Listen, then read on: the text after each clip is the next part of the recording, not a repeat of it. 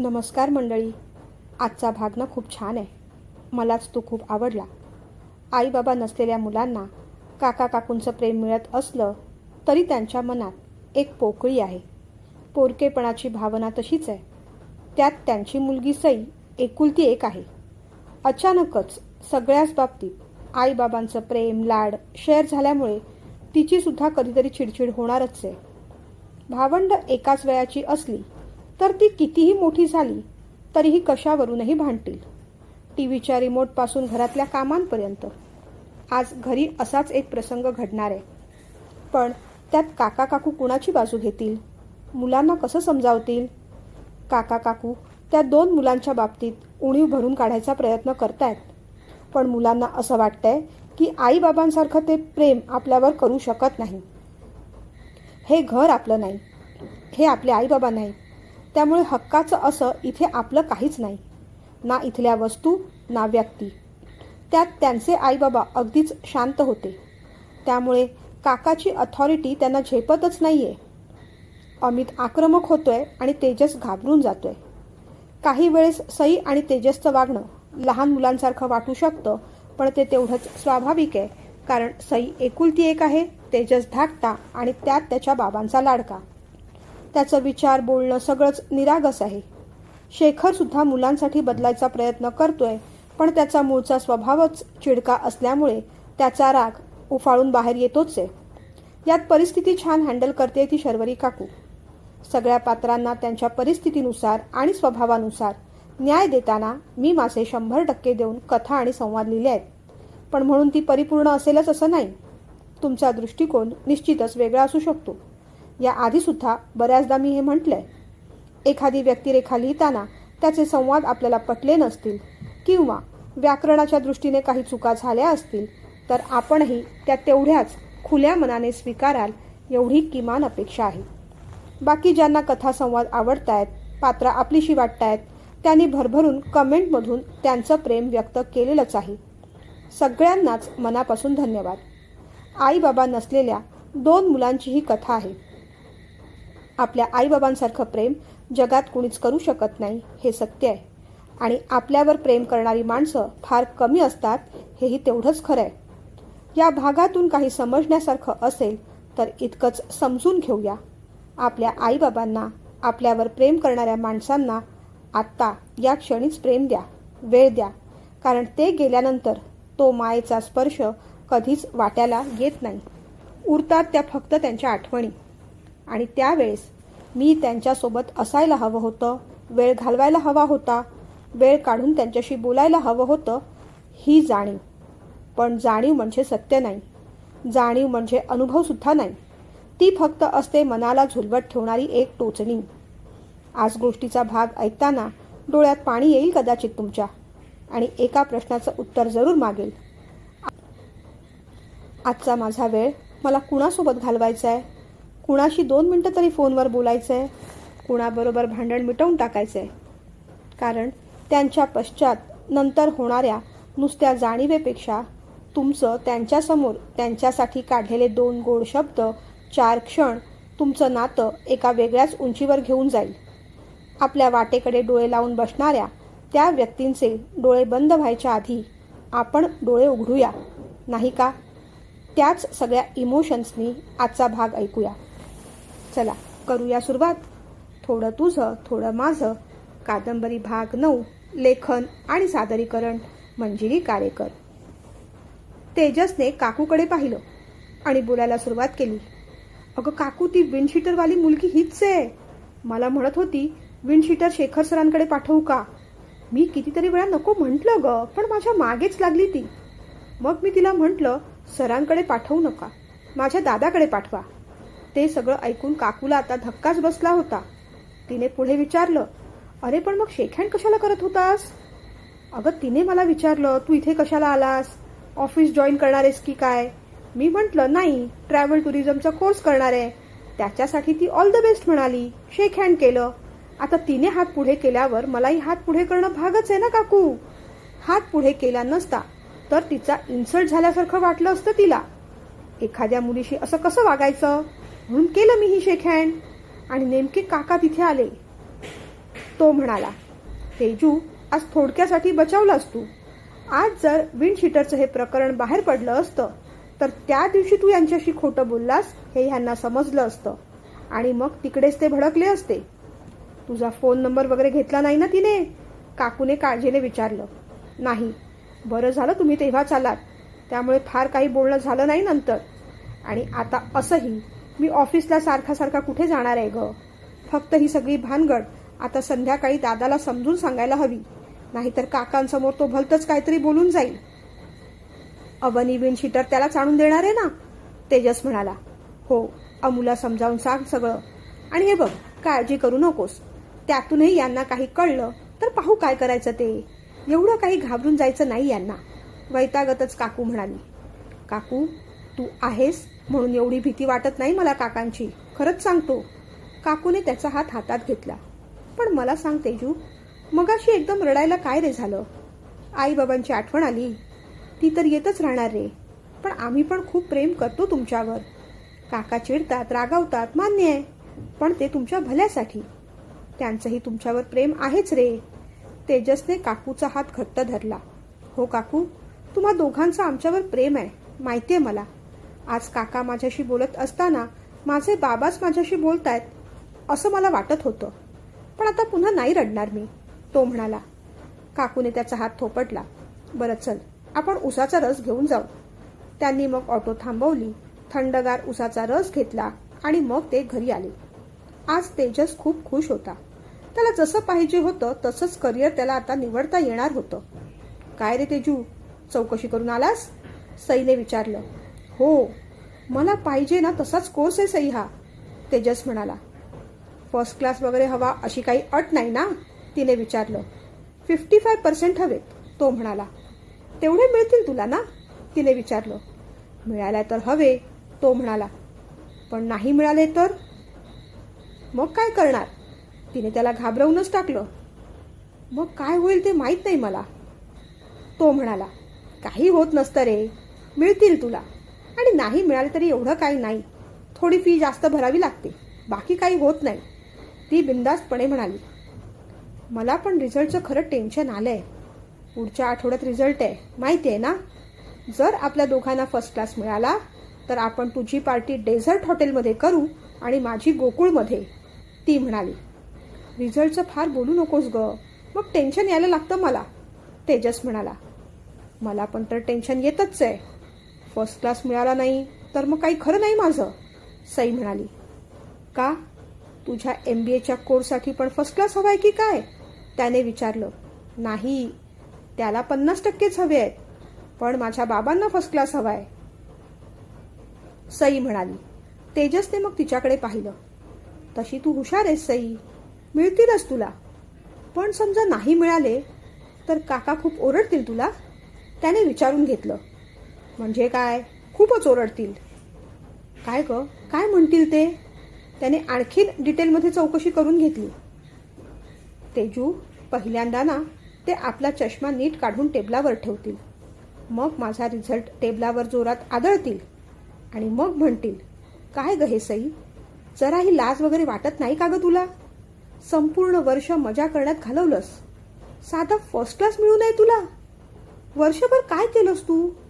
नुसते चांगले कपडे घालून इकडे तिकडे मिरवायचं, फिरायला जायचं, हेच करत होतीस ना? आमच्या वेळेस आम्ही किती जबाबदारीने वागत होतो. आमच्या नखाची पण सर नाही तुम्हाला. एक असा फटका द्यावासा वाटतो ना तुला?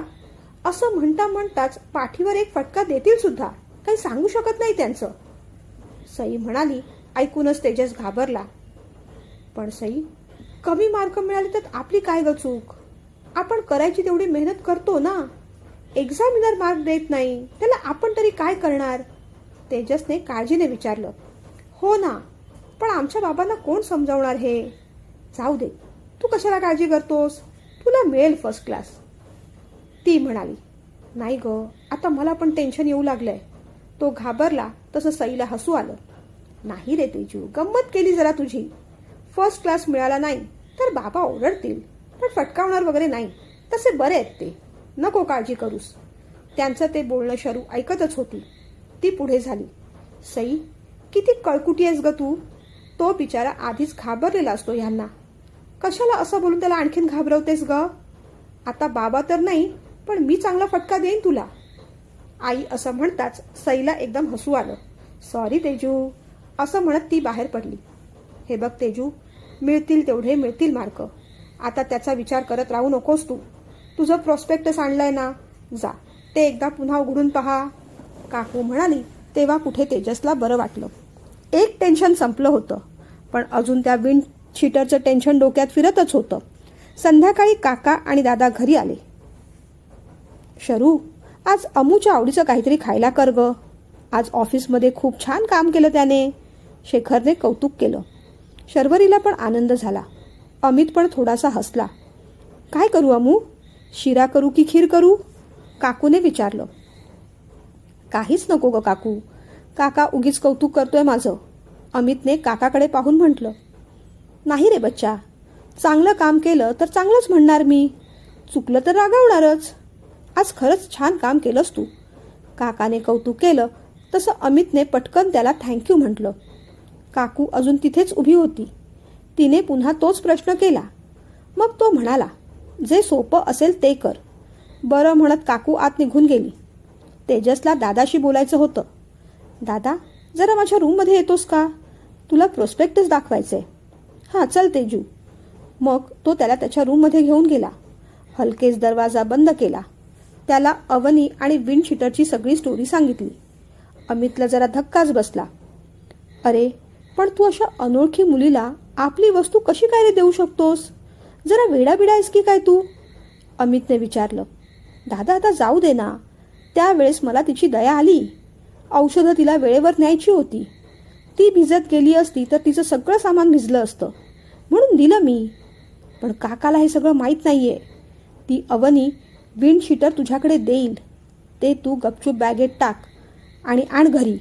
यातलं काकाला काही बोलू नकोस, नाहीतर त्या दिवशी मी खोटं बोललो हे कळेल त्यांना, तेजस म्हणाला. बरं ठीक आहे, पण नक्की दया आली म्हणूनच दिलंस ना? बाकी आणखीन काही भानगड नाही ना तुझी? अमितने विचारलं. आणखीन कसली भानगड? तेजसला काहीच कळलं नाही. नसेलच, तसा तू साधा आहेस. तू कुणाच्या प्रेमाभिमात पडायचा नाहीस. जाऊ देत. दादा काय बोलला ते तेजसला नीटचं कळलं नाही. त्याने पण विषय फार वाढवला नाही. त्याला काळजी विंड शीटरची नव्हतीच. आता ही गोष्ट काकापर्यंत जाऊ नये असं मात्र वाटत होतं. उगीच काका काहीतरी वेगळेच अर्थ काढेल आणि मग चिडेल. ते तेजसला नको होतं. रात्री जेवण वगैरे झालं. अमित त्याच्या बेडरूममध्ये निघून गेला. त्याला आज कीर्तीला फोन करायचा होता, पण कीर्ती एका वेगळ्याच टेन्शनमध्ये होती. तिला अमितच्या बाबांच्या ऑफिसमध्ये इंटर्नशिप करायची होती. तिथले जे बॉस आहेत शशिकांत देसाई, त्यांनीच तिच्या बाबांना कामावरून काढून टाकलं होतं. आता त्यांच्याच हाताखाली काम करायचं म्हणजे तिच्या जीवावर येत होतं. त्या कंपनीत काम करायला तिला कधीही आवडलंच असतं, पण आता परिस्थिती वेगळी होती. ती गोष्ट तिने बाबांना पण सांगितली. ऐकून बल्लाळला पण जरा आश्चर्य वाटलं. खरंच अगदी विचित्र योगायोग आहे हा कीर्ती. पण हे बघ, आपण संकटातून संधी शोधायची असते. तू तिथे जातेच आहेस ना, तर तिथली माहिती काढून घे. शशिकांत देसाई कोण? शेखरशी त्याचे काय संबंध, कसे संबंध आहेत, हे सगळं समजून घे. कंपनी कोणत्या परिस्थितीत त्याने विकत घेतली आहे हे जाणून घ्यायचा प्रयत्न कर. इतर स्टाफशी बोलायचा प्रयत्न कर. जमेल तेवढी माहिती गोळा कर. त्या लोकांनी आपलं खूप मोठं नुकसान केलंय. आपण त्यांना सहजासहजी सोडायचं नाही. बल्लाळ द्वेषाने बोलत राहिला. बाबा, या सगळ्या गोष्टी करायला मी जात नाहीये तिथे. तिथे काम करायला जाते मी. काहीतरी शिकायचं आहे मला तिथे जाऊन. एक्सपिरियन्स घ्यायचा आहे. आणि आता असंही त्या लोकांशी शत्रुत्व घेऊन आपल्याला काय करायचं आहे? ती कंपनी गेली आता हातची, ती म्हणाली. आपलं नुकसान झालं ना, मग त्यांचा फायदा आपण का होऊ द्यायचा? आपणही त्यांचं नुकसान करू. त्यांचं वाटोळं होईल असं पाहू. मी माझ्या परीने प्रयत्न करतोच आहे. शेखरने जर ती कंपनी विकली नसती तर ती कंपनी आज मी चालवली असती. अमित आणि तेजस दोघेही माझ्या शब्दाच्या बाहेर नव्हते. पण आता 5 वर्षानंतर परिस्थिती काय असेल कुणास ठाऊक. शेखर अमित आणि तेजसला प्रॉपर्टीमधलं काय देईल काय नाही माहीत नाही. तुझं भविष्य काय तेही कळत नाही. मी तुझ्या चांगल्यासाठीच म्हणतोय. अमित वेगळा झाला तर त्याला मिळालेल्या प्रॉपर्टीतून पुन्हा बिझनेस सुरू करू शकतो आपण. पण आधी इथली भानगड काय आहे ते तर कळायला हवं, बल्लाळने समजावलं. बाबा, अमित त्याच्या हिमतीवर काय करायचं ते करेलच. त्याने अगदी मोठं साम्राज्य उभं केलं नाही तरी चालेल. जी काही नोकरी करेल, जो काही व्यवसाय करेल आणि त्यातून जी काही मिळकत येईल त्यातून आम्ही दोघं आनंदाने राहू. मला कोणतीच तक्रार नाही, ती म्हणाली. तसा बल्लाळ भडकला. मूर्ख आहेस का तू? मोठी प्रॉपर्टी नसेल, व्यवसाय नसेल तर अमितशी लग्न करण्यात काय अर्थ आहे? बल्लाळ म्हणाला तसं ती आपल्या बाबांकडे आश्चर्याने पाहू लागली. प्रॉपर्टीसाठी पैशासाठी प्रेम नव्हतं केलं मी बाबा. अमितचं माझ्यावर आणि माझं अमितवर जीवापाड प्रेम आहे. त्यात प्रॉपर्टी आणि पैसा कुठे मध्ये आला? हे सगळं त्याच्याकडे नसलं तरी ठीक, मी त्याच्याशीच लग्न करणार, ती म्हणाली. तसं बल्लाळने स्वतःला सावरलं. तसं नाही बेटा, अगं तुझं सगळं चांगलं होणार असेल तर आम्हाला नको काय ते? आणि अमितने तरी असं गरिबासारखं का राहावं? त्याच्या वडिलांची खूप प्रॉपर्टी आहे. फक्त त्याच्या काकाने, शेखरने ती आपल्या घशात घालायला नको असं मला वाटतं. म्हणून आपण आता सावधगिरी बाळगली पाहिजे. आजूबाजूला काय चाललंय ते आपल्याला ठाऊक नको का? बाकी माझा कोणताही स्वार्थ हेतू नाही. बल्लाळ असं म्हणाला तरीही आज कीर्तीला बाबांचं म्हणणं तेवढंसं पटलेलं नव्हतं. तिला अमितची आठवण येत होती. अमित, तुझ्या प्रॉपर्टीसाठी प्रेम मी नाही केलं. माझं खरोखरच तुझ्यावर प्रेम आहे. तुझ्याशी लग्न करून मला सुखी राहायचंय. बाकी कोणताच स्वार्थ हेतू नाही माझ्या मनात, ती पुटपुटली. आज अमितची खूप आठवण येत होती आणि रात्री अमितचा फोन आलाच. अमितने तिची चौकशी केली. एक आनंदाची बातमी पण दिली. कीर्ती, आता ना तेजूचा रिझल्ट असणार आहे, तेव्हा त्याच्याबरोबर मीही विठ्ठलवाडीला येणार आहे. काका म्हणेल जाऊ नकोस असं, पण मी हट्ट करणार. कसंही करून तेव्हा भेटूया. ऐकून तिलाही खूप आनंद झाला. मग बराच वेळ दोघं बोलत राहिले. अमित खिडकीजवळ उभं राहून बोलत होता. शतपावली करायला आलेल्या शेखरने अमितच्या खिडकीकडे नजर टाकली आणि तो बराच वेळ कुणाशी तरी फोनवर बोलतोय हे त्याच्या लक्षात आलं. नेहमी अमित काकावर पाळत ठेवून असतो. आज नेमकं उलट झालं होतं. आज काकांनी त्याला एवढ्या उशिरा कुणाशी तरी बोलताना पाहिलं होतं. दुसऱ्या दिवशी ब्रेकफास्टच्या वेळेस शेखरने अमितला विचारलंच, अमू, रात्री फोनवर कुणाशी बोलत होतास रे? प्रश्न ऐकताच अमितला एकदम ठसकाच लागला. कधी? त्याने विचारलं. बरोबर 11:30 वाजता. मित्राचा फोन होता काका, अमित अडखळत म्हणाला. एवढ्या रात्री? शेखरने विचारलं. अमित काही बोलला नाही. मित्राचं नाव काय तुझ्या? कार्तिक. तो मिस यू लव्ह यू वालाच मित्र का? शेखरने विचारलं. अमितने प्रश्नाचं उत्तरच दिलं नाही. नक्की मित्रच आहे ना अमू? शेखरने असा प्रश्न विचारताच शर्वरीने वर पाहिलं. अहो, किती चौकशी करताय? घाबरला तो. शरू, यावेळेस गप्प बस तू. शेखरने हातानेच शर्वरी काकूला गप्प राहायला सांगितलं. काय रे, नक्की मित्रच आहे ना? धारधार आवाजात शेखरने अमितला विचारलं. तसा तो जरा घाबरला. हो काका. अमितला भीती वाटू लागली होती. काकाने जर फोन नंबर मागितला, नंबर डायल करून पाहिलं तर त्याचं काही खरं नव्हतं. ठीक आहे मग, पण रात्री अपरात्री कुणालाही फोन करायचे नाहीत, अगदी मित्राला सुद्धा नाही. आणि असंही या मोबाईलचं तुम्हा सगळ्यांनाच काय वेड लागलंय मला तर कळतच नाहीये. आता त्या संबंधित काय करायचं ते मला पाहावंच लागेल. आजपासून सगळ्यांनी एक काम करा, 9 नंतर सगळ्यांचे मोबाईल बंद झालेच पाहिजे. तुम्हा दोघांनाही सांगतोय मी. तेजस आणि सईकडे पाहत शेखर म्हणाला. रात्रीची वेळ ही झोपण्यासाठी असते. रात्री फोनची गरजच नसते. तुम्ही तिघांनी आजपासून एक काम करा. जेवण झालं की फोन बंद करा आणि आमच्या रूममध्ये आणून ठेवा. सकाळी घ्या परत, शेखरने सहजपणे म्हटलं. अरे काका नको रे, फोनला चार्जिंग वगैरे करायचं असतं, अमित पटकन म्हणाला. मी करतो ना राजा, पूर्ण 100% चार्ज करून सकाळी फोन देतो तुला, शेखरने समजावलं. बाबा, आता क्लास सुरू झाल्यानंतर आमचा अभ्यास पण असणार. सगळंच ऑनलाईन असणार. फोन लागणार तेव्हा आम्हाला. मी नाही देऊ शकत माझा फोन. सई पण हट्टाने म्हणाली. तुला विचारतंय कोण सई? मी सांगतोय तुम्हाला फोन द्यावा लागणार आहे असं. तुम्हाला अभ्यास वगैरे असेल तर तुझ्याकडे स्वतःचा लॅपटॉप आहे. लवकर उठायचं, अभ्यास करायचा. उगीच फालतू कारणं द्यायची नाहीत मला. एवढी वर्ष जागून कधीच अभ्यास केला नाहीस तू. आता तुला अभ्यास करायला सुचलाय रात्रीचा. गपचूप फोन आणून द्यायचा. सई पुढे काही बोलली नाही. तुलाही कळलं ना तेजस?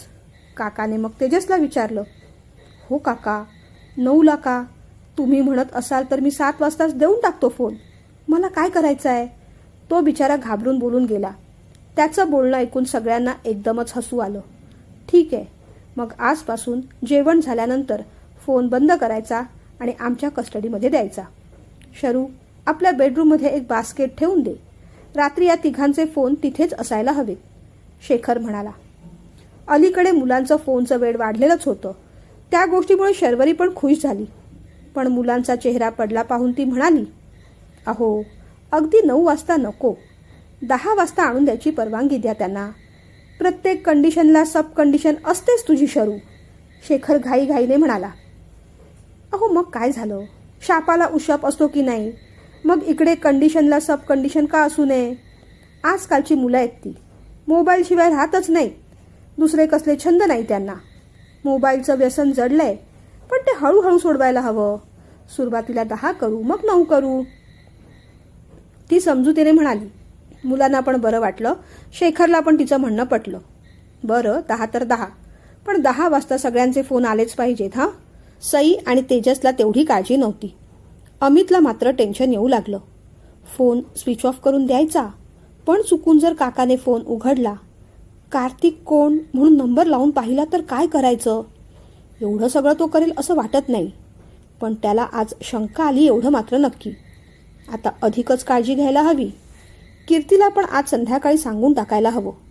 आधी सगळे मेसेज डिलीट करायला हवेत. त्याचे विचार काही संपत नव्हते. चला, निघायचं का ऑफिसला? शेखरने अमितला विचारलं तसा तो भानावर आला. उठला आणि काकाच्या मागे निघून गेला. दोघेही ऑफिसला पोहोचले. अमित शांतपणे काकाच्या मागोमाग चालला होता. रिसेप्शनजवळ शेखर पोहोचला तेवढ्यात त्याला दुसऱ्या सिम कार्डवरून शशिकांत देसाईचा फोन आला. या सिम कार्डवरून फोन आलाय म्हणजे नक्कीच शशीला दादाच्या कंपनीविषयी अर्जंट काहीतरी बोलायचं असणार. शेखर थांबला. मागे अमितही थांबला. पुढे हो रे तू, मी फोन अटेंड करून आलोच, काका म्हणाला. तसं मग अमित येऊन त्याच्या सीटवर बसला. काय रे शशी, आज एवढा सकाळी फोन केलास? अरे हो रे, गोष्टच तशी आहे. का, काही काळजीचं कारण? शेखरने विचारलं. आता मी जे काही सांगणार आहे ते ऐकल्यानंतर कारण काळजीचं आहे की नाही ते तुझं तू ठरव आणि पुढे काय करायचं तेवढं सांग, शशिकांत म्हणाला. अरे मग बोल पटकन, सकाळी सकाळी कोडी कसली घालत बसलायस, वैतागत शेखर म्हणाला. शशिकांतने बोलायला सुरुवात केली.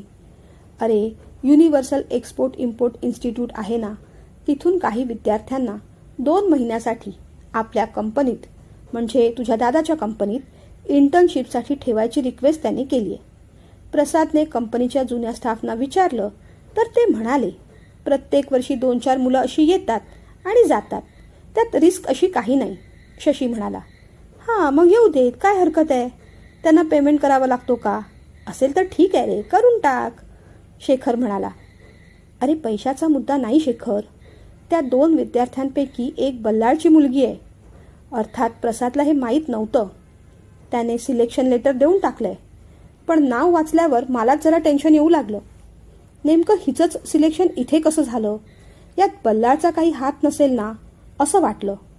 तसं मी त्या इन्स्टिट्यूटला विचारलं, पण त्यांनी इथे तिला इंटर्नशिप करू द्या अशी रिक्वेस्ट केली आहे. कारण आता जवळजवळ सगळ्याच कंपनीच्या इंटर्नशिप भरून गेल्या आहेत. आपण जर नकार दिला तर आता दुसरीकडे तिला इंटर्नशिप करता येणार नाही असं म्हणाले. काय करावं? त्याने शेखरला विचारलं. शेखर पण विचारात पडला. पण नक्की ती बल्लाळचीच मुलगी आहे का? कन्फर्म केलंयस का तू? हो रे, जुना स्टाफ ओळखतो तिला. तू म्हणत असेल तर नकार देऊन टाकू का? ती लोक बघून घेतील काय करायचं ते, शशिकांत म्हणाला. नाही शशी, तसं करू नकोस. मुलांबरोबर असं अतिरेकी वागणं बरोबर नाही. आपली दुश्मनी बल्लाळशी आहे, मुलांना त्यात खेचायला नको. ज्या अर्थी ती इथे इंटर्नशिप करायला तयार झाली आहे त्या अर्थी तिला काही प्रॉब्लेम नसणार. फक्त प्रसादला काळजी घ्यायला सांग. उगीच बाकी सगळे डिटेल्स नजरेत यायला नकोत. 2 महिन्याचा तर प्रश्न आहे, घेऊ देत तिलाही एक्सपिरियन्स. हे वय मुलांचं करिअर करायचं असतं रे. तिच्या प्रगतीत कुठेही बाधा यायला नको, शेखर म्हणाला. तसा शशिकांत हसला. शेखर, तुझं शत्रुत्व पण किती मायाळू आहे रे. फणसाला बाहेरून काटे असतात, आतून गोड असतो.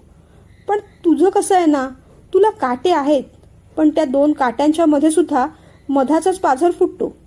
तुला कुणाशी वाईट वागता येतच नाही. मनाने फारच उदार आहेस तू, आणि तू माझा मित्र आहेस याचा अभिमान वाटतो मला, शशिकांत मनापासून म्हणाला. तसं शेखर हसला.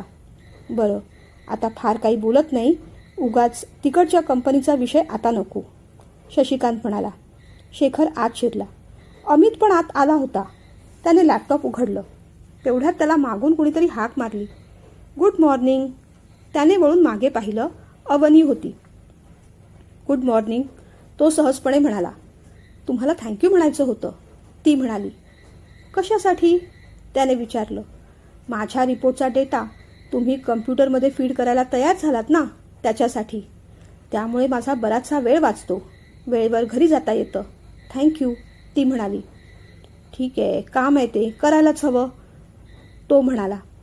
अजून काही दिवसच. सध्या माझ्याकडे कामाचा लोड आहे ना, मग माझे रिपोर्ट मीच कम्प्युटरमध्ये फीड करत जाईन. तुम्हाला त्रास देणार नाही हां, ती म्हणाली. देव करो आणि तो दिवस लवकर येऊ, तो हळू आवाजात म्हणाला. हे बघा, तुम्हाला जर माझं काम करण्याचा त्रास होत असेल तर तसं सांगा. मी बोलते सरांशी आणि माझं काम परत घेते, तिने सुचवलं. नको, असू देत. बरं, आता कामाला सुरुवात करू का मी, तो म्हणाला. हो करा ना, पण एकच मिनिट हां, आणखीन एक गोष्ट बोलायची होती. तिने मग एक बॅग काढली, त्याच्या हातावर ठेवली.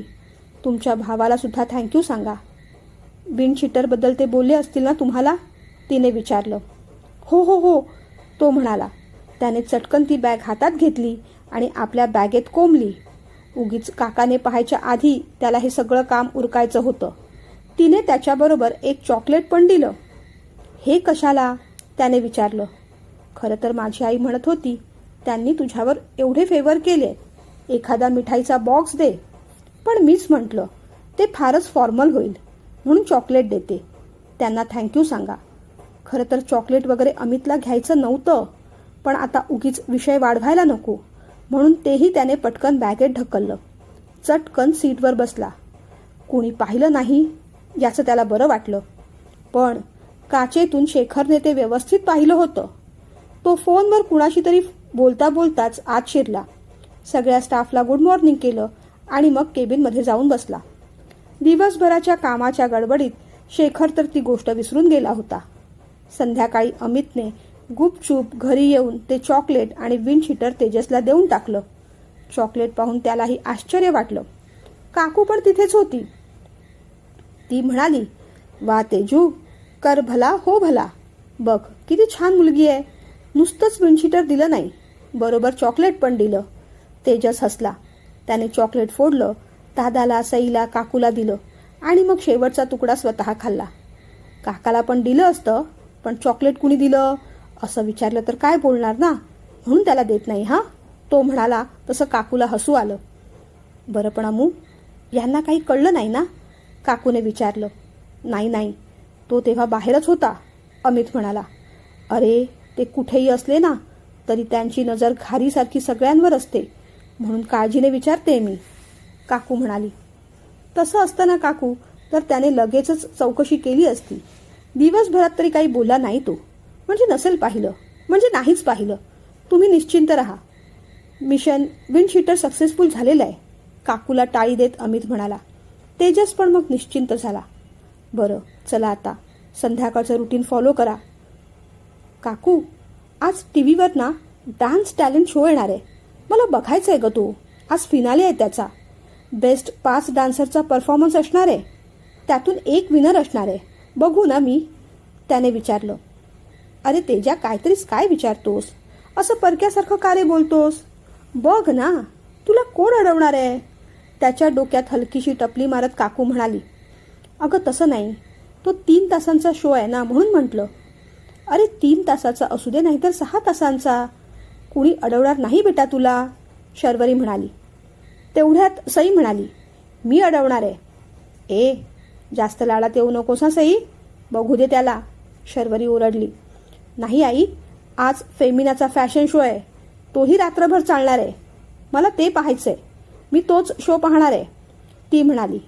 मुळीच नाही, त्याने पहिल्यांदा विचारलंय, आज त्यालाच पाहू दे, शर्वरीने समजावलं. नाही ग आई, मी कधीपासून ठरवलंय. तेजू, तू त्याचा रिपीट टेलिकास्ट बघू शकतोस. मग तू रिपीट टेलिकास्ट बघ, मला तर आजच शो पाहायचा आहे. सई हट्टाला पेटली. असं काय करते सई, बघू दे ना मला आज डान्स शो. अगं रिपीट टेलिकास्ट बघायला मजा नाही येणार. आज कोण विनर आहे ते कळणार आहे ना. रिपीट टेलिकास्ट असेल की नाही तेही माहीत नाही. प्लीज बघू दे ना मला, तेजसने रिक्वेस्ट केली. नाही नाही जा, मलाच बघायचा आहे टीव्ही, ती पण हट्टाला पेटली. कधी नव्हे तो तेजस सुद्धा हट्ट करू लागला. काकू सांग ना हिला, मला पाहायचा आहे ग तो शो, तो म्हणाला. सई, तुझा शो कधी सुरू होणार आहे, शर्वरीने विचारलं. 9 वाजता. मग तेजू जा, 9 वाजेपर्यंत तू बघ, मग पुढचं पुढे काय करायचं ते पाहू, काकू म्हणाली. तेजसला आनंद झाला.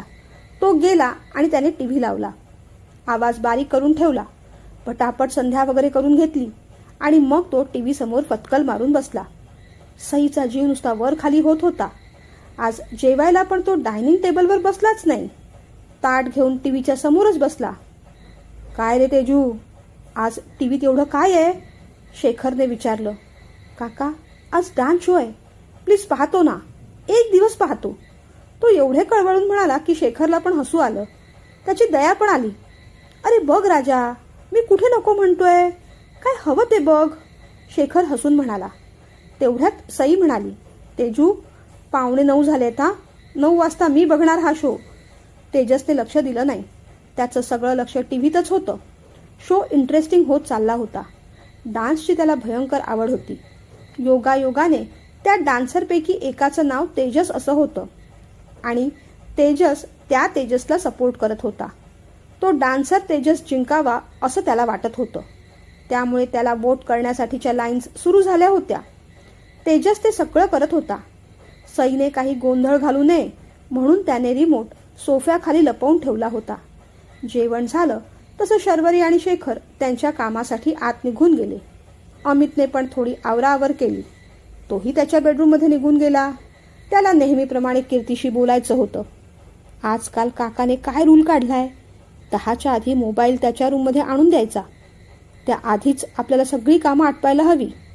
तोही घाईघाईने त्याच्या बेडरूममध्ये निघून गेला. आता बाहेर फक्त तेजस आणि सईच होते. तेजू, चल रिमोट दे मला आता, मला माझा शो पाहायचा आहे, सई म्हणाली. तेजसने तिच्याकडे लक्षच दिलं नाही. तेजू काय सांगते मी, रिमोट दे मला, मला माझा शो पाहायचा आहे, ती पुन्हा एकदा म्हणाली. ए सई, असं काय करतेस, उद्या बघ ना. अगं आता तर हा टॅलेंट शो अधिकच रंगात आलाय. हा तेजस जिंकायला हवा. बघ किती मस्त डान्स करतोय तो, ये तूही बस, तो म्हणाला. तशी सई वैतागली. तू रिमोट देतोयस की नाही तेजस, तिने पुन्हा विचारलं. त्याने तिच्याकडे दुर्लक्ष केलं. त्याचं सगळं लक्ष आता टीव्हीतच होतं.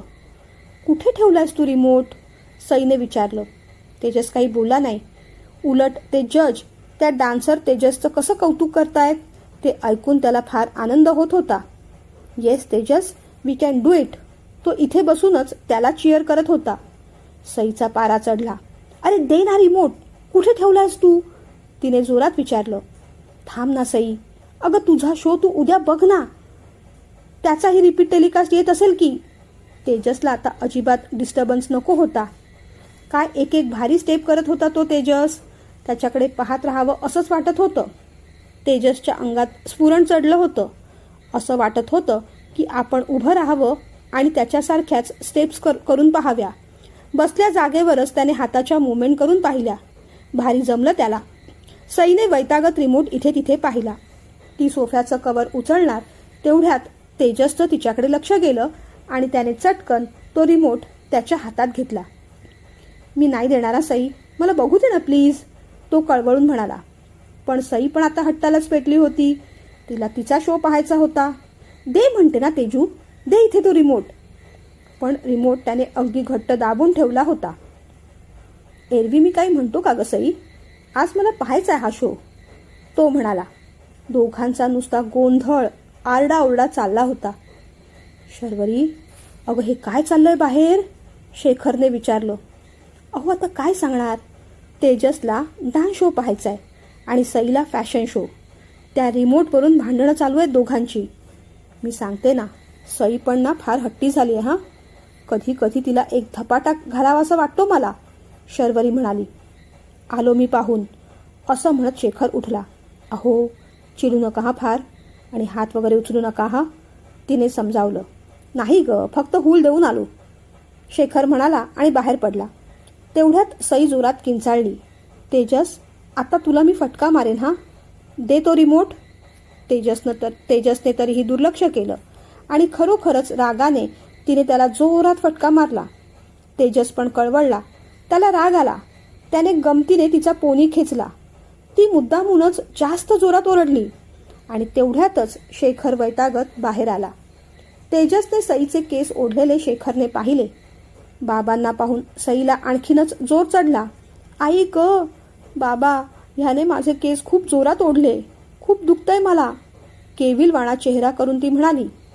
काका रागानेच बाहेर आला पाहून तेजस आता घाबरला. नाही काका, आधी हिनेच मारलं मला पण जोरात लागलं, तो आपली बाजू मांडत म्हणाला. नाही बाबा, अलगद चापट मारली होती मी, पण ह्याने खूप जोरात केस ओढले माझे, सई रडत रडत म्हणाली. सई, खोटं का बोलतेस, तू हळू चापट मारलीस मला, तेजसने विचारलं. हो, हळूच मारली होती, पण तू मात्र माझे केस जोरात ओढलेस, ती म्हणाली. दोघांची हमरी तुमरी पुन्हा चालू झाली. तू माझा रिमोट का लपवतोयस, तिने विचारलं. अगं रोज कुठे पाहतो टीव्ही मी, आजच घेतला ना रिमोट. ए तेजस, तू जा ना रे तुझ्या घरी, तुझ्या घरी जाऊन काय करायचं ते कर, हे माझं घर आहे, रागारागाने सई बोलून गेली. दोघांचा आवाज चढत होता. शेखरने आधी शांत करायचा प्रयत्न केला, पण दोघेही भांडणात अगदी गर्क झाले होते. मग मात्र शेखरचा पारा चढला. अरे मूर्खांनो, शांत व्हा आधी, काय चाललंय तुमचं, लहान आहात का तुम्ही, की फटके खाल्ल्याशिवाय कळतच नाही गोष्टी तुम्हाला, धपाटाच घालतो तुम्हाला आता एक धपाटा घालायला शेखर पुढे झाला. शेखर ओरडला तसे दोघेही एकदम शांत झाले. बाबा खूपच भडकले पाहून सई कांगावा करून रडू लागली. मी काहीच केलं नव्हतं बाबा, याने केस ओढले माझे, खरंच सांगते, जाते मी, असं म्हणून ती तिथून सटकली आणि तिच्या बेडरूममध्ये दरवाजा बंद करून बसली. आता हा धपाटा आपल्यालाच पडणार म्हणून तेजसने पण डोळे बंद करून घेतले. तोही घाबरला. सॉरी काका, मारू नका ना, पुन्हा नाही वागणार मी असं. त्याच्या डोळ्यात पण भीतीने पाणी आलं. त्याने गुपचूप रिमोट काढून काकांकडे दिला. रागाच्या भरात उचललेला शेखरचा हात आपोआप खाली झाला. शेखरला असंही धपाटा मारायचा नव्हताच, पण दोघेही ऐकत नाही पाहून त्याने उगीच हूल दिली होती. शर्वरी ते सगळं बघतच होती. तिला सईचा खूप राग आला होता. एवढा आरडाओरडा झाला की अमित पण बाहेर येऊन ते सगळं पाहत होता. त्याने घाबरलेल्या तेजूला जवळ घेतलं. तेजू, कशाला रे हवा होता तुला टीव्ही, उगीच नको ते ऐकायला लागलं ना, पुढच्या वेळेस त्या चॅनलचं पॅकेज तुझ्या मोबाईलमध्ये घेऊन देईन हा मी, असा हट्ट करू नये तेजू, हट्टाने वागायला हे काही आपलं घर नाही, त्याने भावाला समजावलं. तेजस काही बोलला नाही. डोळे मात्र पाण्याने डबडबले होते. तो त्याच्या बेडरूममध्ये जाणार तेवढ्यात शेखरने त्याला थांबवलं. थांब रे जरा इथेच. अमित आणि तेजस दोघं तिकडेच थांबले. शेखरने मग शर्वरीकडे पाहिलं आणि म्हणाला, शरू, जरा सईला बोलावून आण. शर्वरी काकू अशीही भडकली होती. ती म्हणाली, अहो खरंच बोलवते तिला, चांगले 2 धपाटे द्या तिला, आणि तुम्हाला जमत नसतील तर मी देते. काकूने मग तिचा दरवाजा ठोठावला. सई, बाहेर ये, बाबा बोलावतायत तुला. मी झोपले गाई, ती म्हणाली. बाहेर ये गुपचूप सई. तरीही तिने आईचं काही ऐकलं नाही. मग शेखरलाच पुढे व्हावं लागलं. सई, आता लगेचच बाहेर यायचं हां, नाहीतर बघ मी काय करेन ते. बाबांचा आवाज ऐकल्यावर मात्र सईला भीती वाटली तिने गुपचूप आपला दरवाजा उघडला. बाबा, मी खरंच सांगते, मी काही नाही केलं, त्यानेच माझे केस ओढले. रडत रडत पुन्हा तिने कांगावा सुरू केला. हो बेटा, माहिती आहे मला, मी स्वतःच्या डोळ्याने पाहिलं ना. तुझं काही चुकलं नाही, सगळं त्याचंच चुकलं आहे. त्यानेच तुला सॉरी म्हटलं पाहिजे, म्हणून तुला बाहेर बोलवतोय ना. ये, बाहेर ये. बाबांचं बोलणं ऐकून सईला बरं वाटलं. ठीक आहे मग, येते बाहेर. ती बाहेर झाली. तेजस, पुढे ये, शेखर म्हणाला. तेजस गपचूप पुढे झाला. सॉरी म्हण सईला. तेजसचे डोळे आता पाणावले होते. अमितला मात्र राग येत होता, पण काका काकू समोर असताना काही बोलताही येत नव्हतं. त्या क्षणी प्रकर्षाने जाणीव होत होती, हे घर आपलं नाही. काका काकू आपले आई बाबा नाहीत, परकेच आहेत ते. कदाचित तशीच जाणीव तेजसलाही झाली असावी. कसलाही मागचा पुढचा विचार न करता, कोणतीही तक्रार न करता त्याने मान खाली घातली आणि सईला सॉरी म्हटलं. तो म्हणाला, सॉरी सई, मी तुझे केस ओढले. पुन्हा असं नाही वागणार मी. पुन्हा तुझा रिमोटसुद्धा नाही घेणार मी. ते ऐकून सईला पण वाईट वाटलं. अरे, मला पण शो पाहायचा होता ना तेजू. आपलं काय ठरलं होतं, 9 नंतर तू रिमोट मला देणार, हो की नाही. तिचं बोलणं ऐकून तेजसच्या डोळ्यातून आता घळाघळा अश्रू सुरू झाले होते. सॉरी, पुन्हा नाही होणार असं सई. आता तू तुझा शो बघ. रिमोटही घे तुझा. रिमोट काकांकडे दिलाय मी. मग त्याने शेखरकडे पाहिलं. काका, आता जाऊ मी. त्याने शेखरकडे पाहत विचारलं. नाही, थांब, अजून माझं बोलणं झालेलं नाही. मग मात्र तेजस जास्तच घाबरला. आता आणखीन काय करायला सांगणार आहेत हे. त्याला त्याच्या वागण्याचा पश्चाताप होऊ लागला. उगीच आपण भांडणं केली. काकांनी मग सईला पुढे ओढलं. सई बेटा, तुझं म्हणणं अगदी बरोबर आहे. हे घर तुझं आहे, हा हॉल तुझा आहे, हा सोफा, हा टी व्ही, अगदी टी व्हीचा रिमोटसुद्धा तुझाच आहे. सगळं तुझं आहे बेटा. पण तुझ्यासमोर जो उभा आहे ना, तो भाऊ तेवढा तुझा नाही. बरोबर ना. बाबांचं ते बोलणं ऐकून सईला कसं तरीच वाटलं. तिच्याही डोळ्यातून अश्रुधारा सुरू झाल्या. असं बोलायला तुला काही वाटलं नाही का ग सई. दिवसभर तो तुझ्यासाठी काय काय करत असतो. तेजू, जरा थंड पाणी आण. तेजू, माझ्याबरोबर सायकल चालवायला चल. तेजू, मला कंटाळा आलाय, प्लीज तेवढी भांडी लावून टाक. तुझी सगळी कामं तो बिचारा निमूटपणे करतो, कधी काही बोलत नाही. का? कारण तो तुझा भाऊ आहे, तू बहीण आहेस त्याची. म्हणून तेवढ्याच मायेने तुला जपतो, सांभाळतो. आणि आज तू त्याच्याशी अशी वागलीस, त्याला असं बोललीस. बोलताना शर्वरीच्या डोळ्यातून पण अश्रुधारा वाहू लागल्या. आता मात्र सईला वागण्याचा खूप पश्चाताप होऊ लागला. मगाशी भांडणाच्या नादात, रागाच्या भरात आपण चुकीचं बोलून गेलो याची जाणीव झाली खरी. सॉरी तेजू. भावाच्या गळ्यात पडून सई रडू लागली. रडू नको सई, तू रडलेली आवडणार नाही मला. तिच्या डोक्यावरून हात फिरवत तेजस म्हणाला. बरं, नाही रडत, पण चल आपण तो डान्स शो पाहूया. त्या डान्सर तेजसला चीअर करूया, त्याला वोट पण करूया. तिने त्याचा हात धरला. दोघे जण सोफ्यावर येऊन बसले. शेखरने मग अमितकडे पाहिलं. अमू, आता तुलाही पहिल्यांदा आणि शेवटचं सांगतोय, भावंडांचा न्यायनिवाडा करायची तुला काहीच गरज नाही, निदान आम्ही जिवंत असेपर्यंत तरी. तेजसला अक्कल शिकवण्या इतपत पण मोठा झालेला नाहीस तू अजून, हे कायमच लक्षात राहू दे. त्याच्यावर नजर रोखत शेखर म्हणाला. तसं मग अमितने मान खाली घातली. सॉरी काका. बरं ठीक आहे, जा आता. मोबाईल आपली वाट पाहत असेल नाही. आजच्या दिवसाचा कोटा राहिलाय अजून. 10 वाजता आणून द्यायचा ना मोबाईल, मग वापरा तोपर्यंत. काका म्हणाला तसं अमित गुपचूप आत गेला. शेखरने आज अगदी छान पद्धतीने भांडण मिटवलं होतं. काहीच न बोलता सईला तिच्या चुकीची जाणीव करून दिली होती आणि तेजसला आज काकाचा ओरडा पडून सुद्धा काका काकू आपलेच आहेत हे जाणवलं होतं. शर्वरी मग तेजसच्या जवळ आली. त्याच्या डोक्यावरून हात फिरवला. तेजस तिच्याकडे पाहून छान हसला. तिचा हात हातात घेतला. तिच्या हातावर हलकंसं चुंबन दिलं. तिने पण त्याला जवळ घेतलं. शेखर ते सगळं पाहत होता. स्पष्टपणे तो काही बोलला नाही.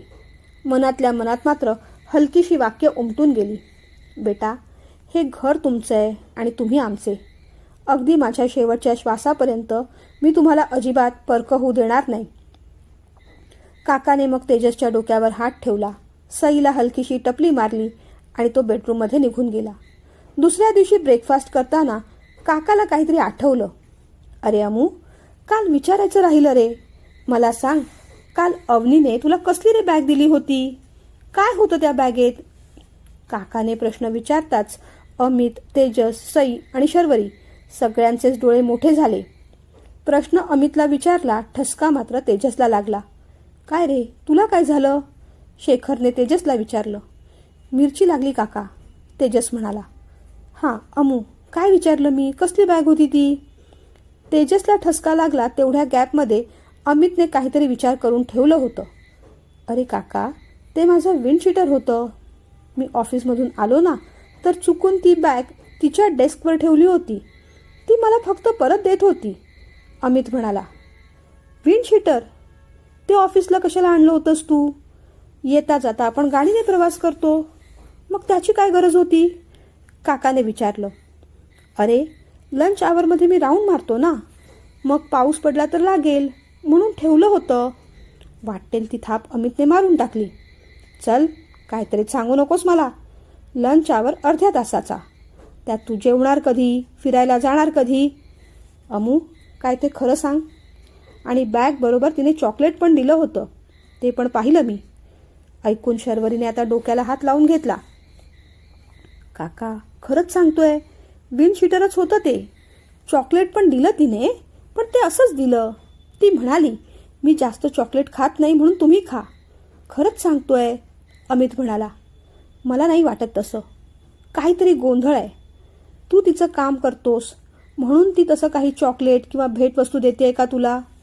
तसं असेल तर नाही सांग तिला. तू करतोयस ते ऑफिसचं काम आहे.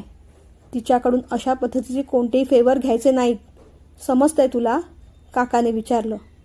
माझ्यावर ना तुझा विश्वासच नाही आहे काका. खरंच सांगतोय मी, अमित म्हणाला.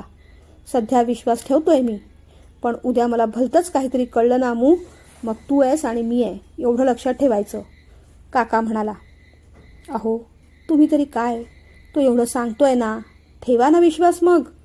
कदाचित तिने घरी सांगितलं असेल, माझा कुलीग अमित चांगला मुलगा आहे, तो मला कामात मदत करतो. मग तिच्या घरातले म्हणाले असतील. तसं असेल तर मग त्याला थँक्यू म्हण. त्याच्यासाठी एखादं चॉकलेट घेऊन जा. आता विषय शारदाकडे सरकतोय पाहून शेखरला पुढे काही बोलता आलं नाही. सॉक्रेटस, प्लुटो या तत्त्वज्ञानी लोकांच्या आधी ना तुझाच नंबर लागायला हवा होता शरू. मग काकाने अमितकडे पाहिलं. चल रे, ब्रेकफास्ट करून झाला असेल तर निघूया, मी खाली आहे, ये तू लवकर, असं म्हणत शेखर त्याची बॅग घेऊन खाली गेला. सगळ्यांनीच मग सुटकेचा निश्वास सोडला. तुर्तास तरी मरण पुढे ढकललं गेलं होतं, पण फक्त पुढेच ढकललं गेलं होतं, टळलं मात्र नव्हतं. ते पुढे समोर ठाकणारच आहे. कसं ते पाहूया पुढच्या भागात.